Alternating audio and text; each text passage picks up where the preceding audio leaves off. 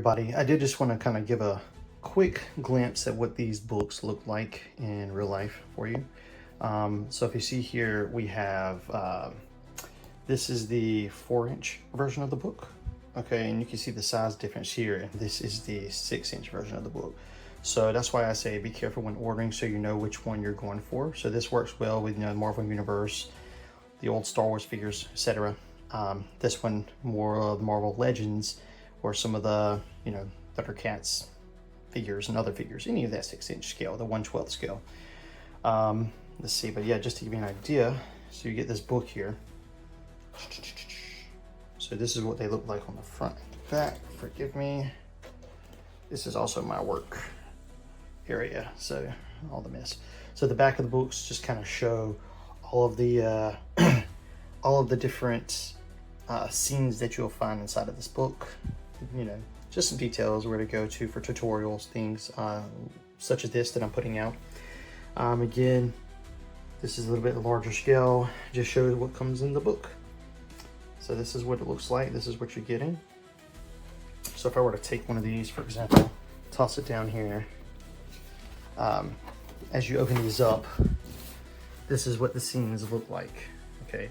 And the reason I went with the spiral binding is because if it were a normal book, the pages would just fold and flop down because they would kind of bevel inward toward the seam of the book.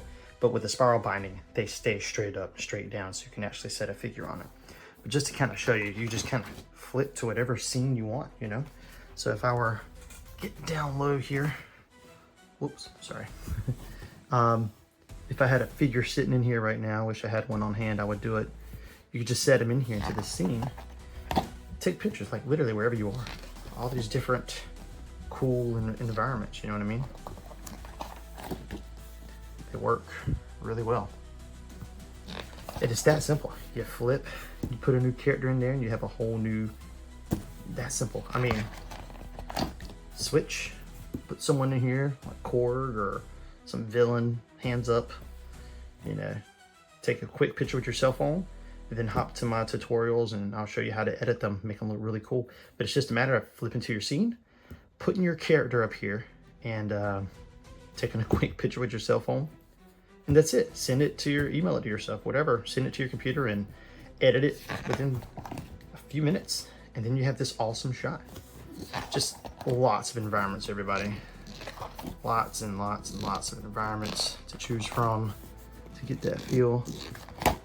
Just play with your camera angles, you know, if you want to get in close, get an up shot of your character, or come from above, whatever.